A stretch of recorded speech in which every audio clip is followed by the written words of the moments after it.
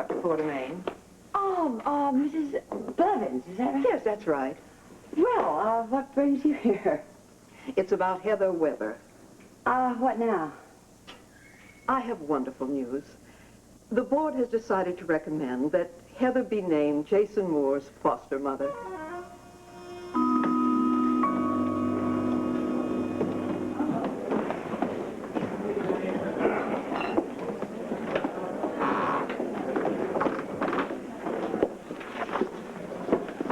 I'm sorry, sir, we're not open yet. I'm not here to play your games. Well, this is a private party this afternoon. My business is with Mr. Spencer. He's tied up at the moment. I must speak to him. Well, if you tell me what it's about, I'll see if he can spare you a few minutes. I shall ask him myself, at once.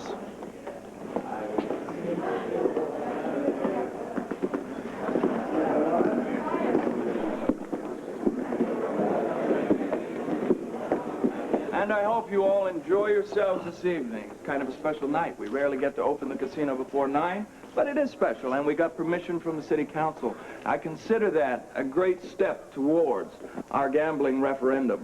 Now, we got a lot of hard work ahead of us before the election, but I think I can promise you one more big blast-out party, and that'll be election night. A victory celebration. All right.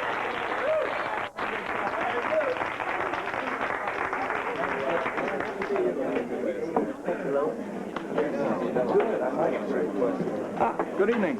Mr. Spencer? Yes. I'm Lord Rama of Gulistan. Okay. What can I do for you? I have a business proposition for you. One that I suspect you'll find most interesting. Will you indulge me?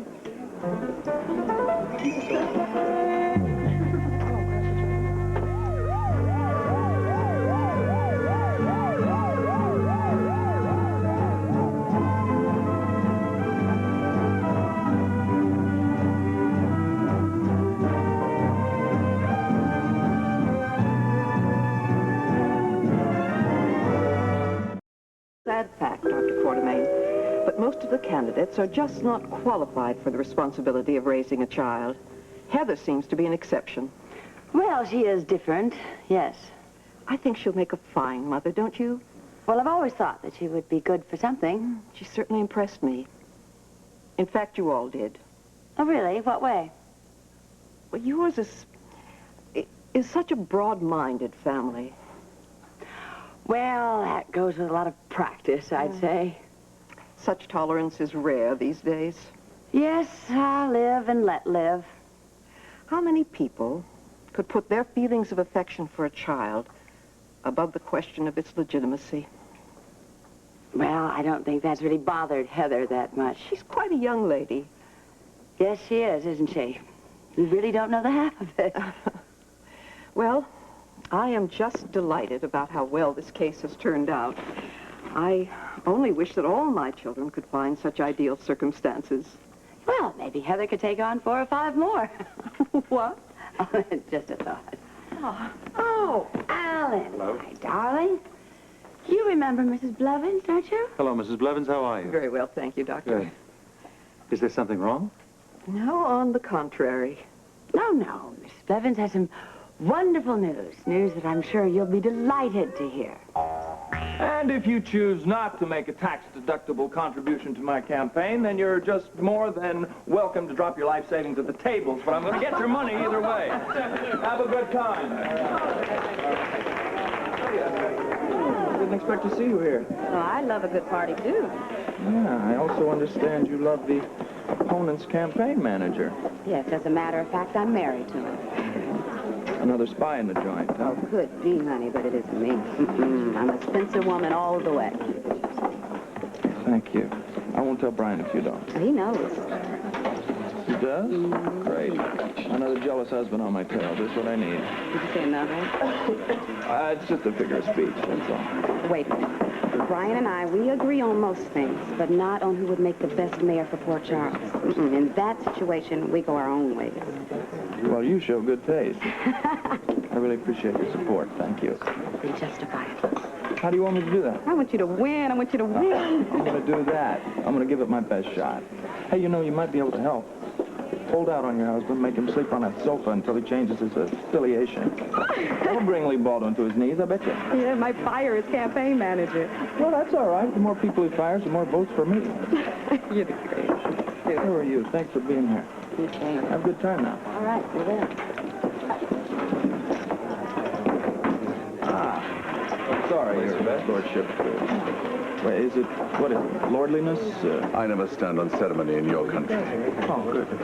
Well, politics before business, and now the politics is over. What would you like to talk about? Let me provide you with the barest of backgrounds, if I may. Be my guest. Do you know much about my country? Less than nothing. Allow me to enlighten you. Gulistan is a tiny kingdom tucked away in the foothills of the Himalayas. Oh, you do a lot of mountain climbing there, yes? The only kind of climbing my country is concerned with is pulling ourselves into the 20th century. Well, if you have a choice, I think I'd park it in the 18th century. That was a good century. You fail to appreciate the gravity of our situation. Well, actually, I fail to appreciate much of anything unless the apple drops right on my head. You have a strange sense of humor, Mr. Spencer. To each his own, I suppose. Shall I get to the point? Please. My country's biggest need is energy. And unfortunately, we possess neither the capital nor the resources to develop our own. What does this have to do with me? I think you know, Mr. Spencer. Like I said, unless the apple drops right there. It could be a lot more than an apple. Excuse me, is that a threat? More like a promise. Small objects which produce vast amounts of energy at a fraction of its current cost are now available. That is precisely what my country needs to survive. You sound pretty desperate. Yes, very desperate. I don't suppose it would help to tell you that you're barking up the wrong tree. Of course, by helping my country, you could be helping yourself enormously. Oh, well, now you're getting to a subject I like. If you'd like to introduce gambling to the Himalayas, I'm your man, because that's my business. But anything apart from that, I suggest you go to an energy expert. I'm just a simple little old country gambling casino operator. If you'll excuse me, I have business.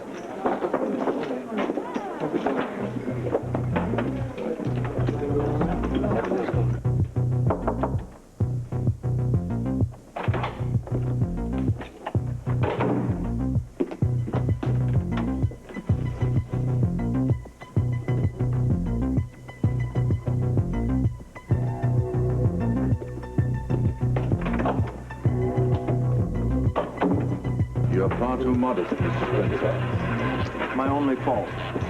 From what I understand, you're a man of many talents. Ready to rest? Mr. Rama, I have enough trouble keeping my own energy up without dealing with an entire country. But you're in a unique position How so? to hear things. What kind of things? Oh, information, gossip, news that might seem trivial to the casual listener, but to us, who knows what choice tidbit might just drop into your lap, if it hasn't already. It has not. I think I'd know if it had. I trust you would pass on any such discovery to me for a fee, a considerable fee.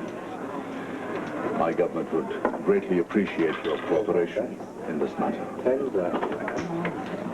You know, Mr. Rama, my place here is taking on a very interesting clientele at the moment. It seems that it's becoming a mecca for foreign dignitaries such as yourself. They show up all the time and they never gamble. They always want to do business. Why do you think that is? Perhaps because their lives are risky enough. Perhaps. Do consider my proposition, Mr. Spencer. I assure you, it can be mutually beneficial in ways that you cannot even begin to imagine.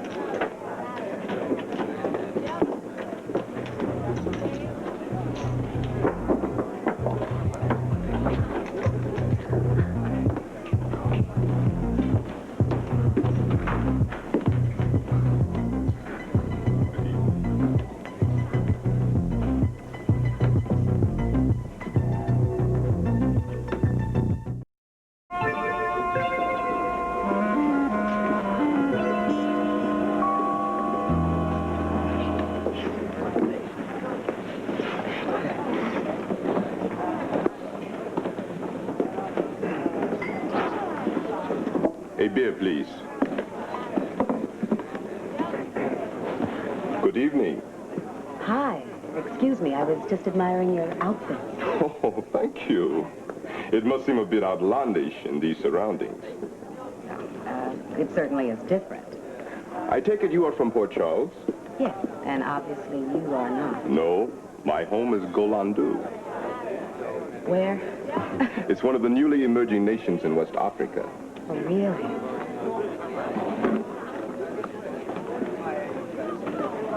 My name is Changa Mbutu. You are? I am Claudia Johnston. Philip. How do you do, Claudia? It's a pleasure to make your acquaintance. From your accent, I really would have sworn you were English. Oh, I studied in Cambridge. Ah. Most of my countrymen who take their education seriously have to go abroad to receive quality training. Golandu has made enormous strides in recent years, but the English still have a far superior educational system. Of course, they've been at it a bit longer than we have. Well, what brings you here? The hope of meeting a lovely woman like you. I've come all this way. Surely you won't refuse to let me buy you a drink. Not at all. I'll have a Black Russian, please. Black Russian. Black Russian. Thank you. I take it you have never been to my country. No, I'm ashamed to admit I've never even heard of Golandu. Golandu. Sorry, until you mentioned it. Oh, you mustn't be ashamed. Africa is changing so rapidly these days that it must seem something of a mystery to foreigners. Foreigners? Well, I guess I am. It's just usually I think of you as the foreigner. Oh, I am here. Of course, you're right about Africa. The names are changing politically so much, it seems they're popping up all the time. Not quite that often. Of course, I can understand how it must appear confusing to an outsider. This is a very special period in Africa. Have you been there? No, not yet. Oh, you must, you must. Once you set foot on African soil, it will change your life. It's the experience of a lifetime. I can find my way out, thank you. I just wanted to tell you both the news. Well, I just want to thank you very, very much. I'm very surprised that Heather didn't come running up here. She must be ecstatic about this news. Actually, she doesn't know yet. I stopped by her place and she wasn't in. Would you be good enough to tell her for me? Yes, of course I will. And thank you very much for coming, Mrs. My Blevins. pleasure. Goodbye. Goodbye.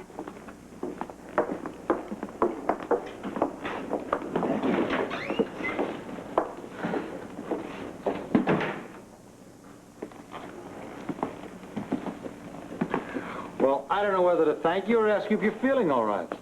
Neither. What's going on? Nothing. What? What do you mean, why? Is it my imagination, or are you starting to change your mind about Jason? Oh, not a chance. Well, I don't understand, Monica. Why didn't you object? Oh, just forget it. No, really, you could have blown the whistle on Heather easily. Well, maybe I'm just mellowing with age. Don't think I don't appreciate it, Monica, but I don't believe what you just said for a second. Oh, don't thank me.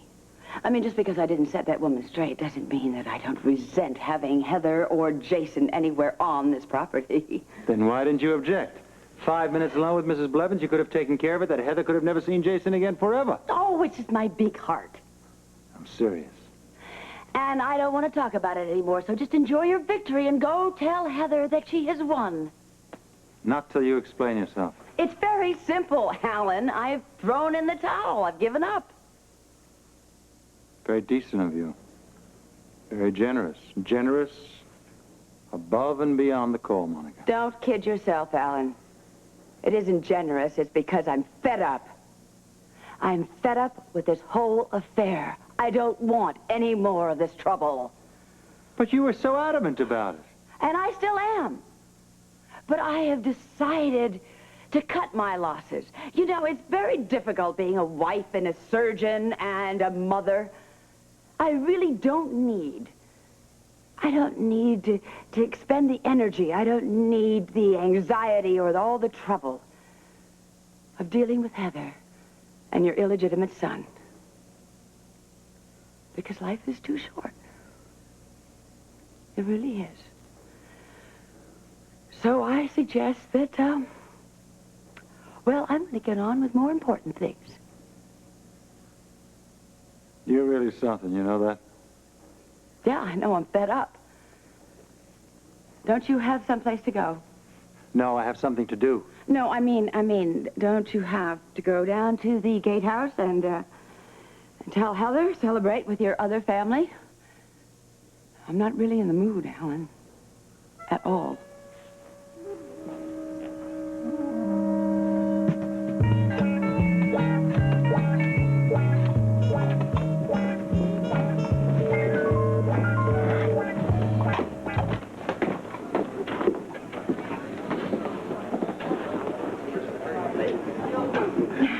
Are you nervous? Why did you say that? Well, your ice is rattling in your glass a little more than usual. Now listen to me, it is not too late to get out. It is for me. Well, it is for me too. Now that I've got you, I'm not about to lose you. What if it doesn't work out? It will, trust me. You never know. You are the woman I have been looking for, and if I wasn't convinced with that, I would never ask you to live with me. Aw, and I never would have accepted if I didn't feel the same way. So, what's to worry about? Meeting your daughter, for one thing. That's no problem. Listen, we're going to fly down to New York tomorrow, and we're going to break the good news to her. I'm nervous meeting her for the first time. Relax. You're going to love her. That has to work two ways. I'm wondering how she's going to feel about me. Well, if she's anything like her old man, she's going to be knocked out.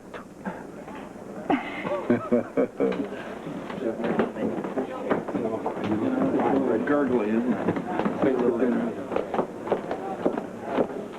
Well, this looks serious. Have a seat, pal. No, I don't want to interrupt the arm wrestling here. We have something to tell you. I already know. How? I have my sources. Congratulations. So you've decided to live in sin, huh? It's about time. When did you decide? Well, pretty recently, but don't look at me. I mean, I was ready the moment I took a look at her. Think we'll make a good couple? I wouldn't be surprised. I'm glad for both of you, especially you. Why's Why's that? Well, you got the best part of the deal. Hey, listen, why don't I just leave the table, and then the two of you can insult me all you like? Oh, no, don't do that, man. It's no fun unless we can insult you to your face. Oh, well, in that case, hold on to it for a while, because I'm going to be gone a few minutes. I have to call my daughter and let her know that we're going to go down tomorrow. She doesn't know yet? Well, I didn't want her to think about it, too much. Oh, great. Only kidding. Ooh. Oh, come on, relax. You're acting like we're going to have an audience with the Pope. If you want to make that phone call from my office, it's quieter in there. Okay, I'll take you up on that. All right. See you in a minute. So, taking the big step, huh? We're not getting married. Close enough. What made you decide to do that? The way he stood by me when all that stuff came out in the papers about my past. I thought for sure he'd be gone, but in the end, he was right there. Yeah, he's a good guy. He better be great to you or I'll kill him. I can take care of myself. I know you can. I just don't want you to get hurt. I don't think there's much chance of that now. The one thing that I was really worried about was the way he'd react when he found out about all that. But we don't have any secrets, and everything's out front, and there's nowhere to go but up, right? That's right. You just keep climbing. Oh, my baby. Before you jump up higher. I couldn't get a hold of her. I'll give her a call later. Well, like I said, you enjoy the flight, and I hope you never come down. See you later. Whoops.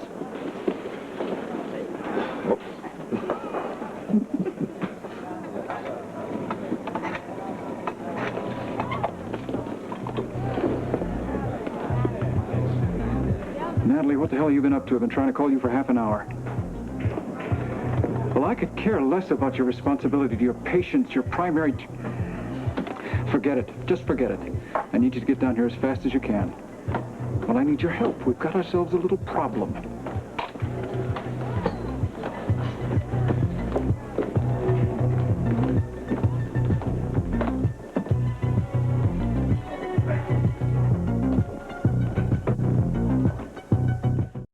I'm sorry, but thank you. That's it. Look. Hey, there he is. How you doing? Okay, Brian, good to see you. I guess you heard the news? I did. Congratulations. You'll make a fine campaign manager. Thanks. There's one thing I'm wondering about, though. What's that? Does this mean you won't vote for me? Hey, listen, man, somebody's got to vote for me. You mean besides Gail? Yeah. Look, I hope you don't take this personally. Politics, Brian, it's just politics. Listen, if your stand with gambling was different, there would be no way I would work against you, but I cannot support anything that's addictive. You understand? I do, and it's no problem. You know, going against you like this, I kind of feel like a traitor. Well, I guess so. But I understand. You sure? I understand. I hate your guts for it, but I understand. Friends? Always, Brian. Good, I feel better. Well, I don't. With you on his side, I'm going to have to work twice as hard for some votes. Get out of here, man. You'll do fine. Besides, I'm not here to campaign. Good. I'm here to look for my wife. Have you seen her? Oh, yeah. Claudia, she was in the bar a little while ago. Thanks. And for understanding, too. You got it. Oh, that really happened to me when I first came here. Yes. Can't believe it. And you know what happened then? I was going to... Yes? Sorry, my man, but I saw her first. I beg your pardon? Brian, dear. Am I interrupting? You know this gentleman? Sort of. He's my husband. Oh, I see. How do you do, Mr. Johnston? Phillips. Brian, this is Chonga Impromptu.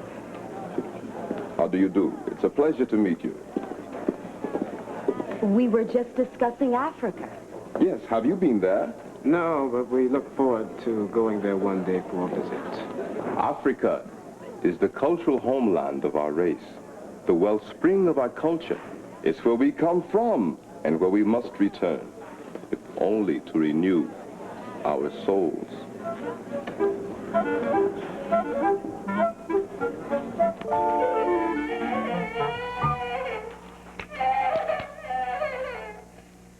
Jason, will you be quiet? I'll be there in a minute.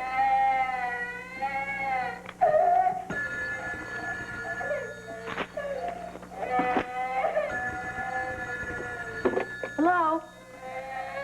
Oh, Mrs. Bowman, I'm so glad you called. I'm about to lose my mind. Jason, shut up! No, not you, Mrs. Bowman. I'm just having some problems with Jason today. How soon can you be here? What do you mean you have the flu? And this has been going on for weeks. When are you going to be ready to come back to work? Yes. Jason misses you a lot. We both do. Jason, if you don't be quiet, I'm going to come in there and wail the living daylights out of you. Mrs. Bowman, please, just get well as soon as you can. I've been really having a difficult time here. Yeah, that little brat is driving me crazy.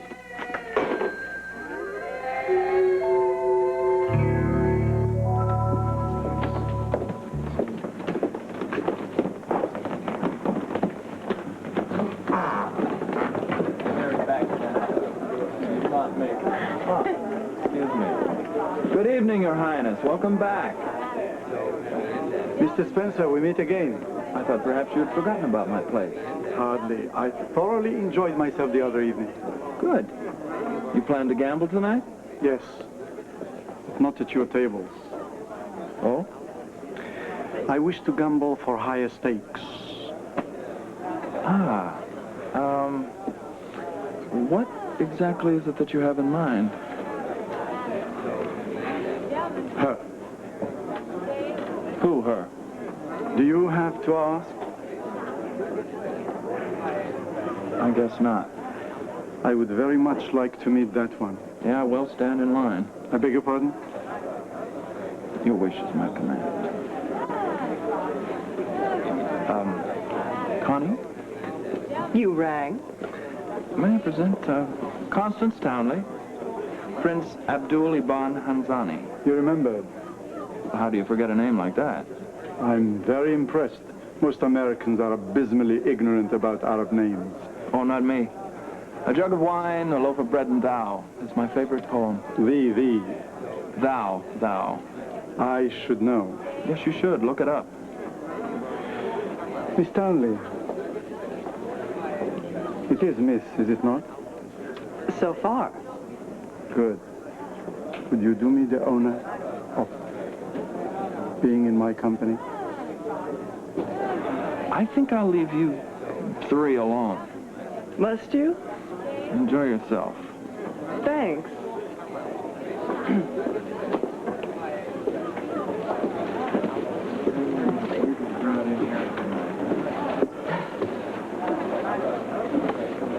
You are a lovely creature. Thank you, I think. I wish for nothing more than this, that you should become my wife.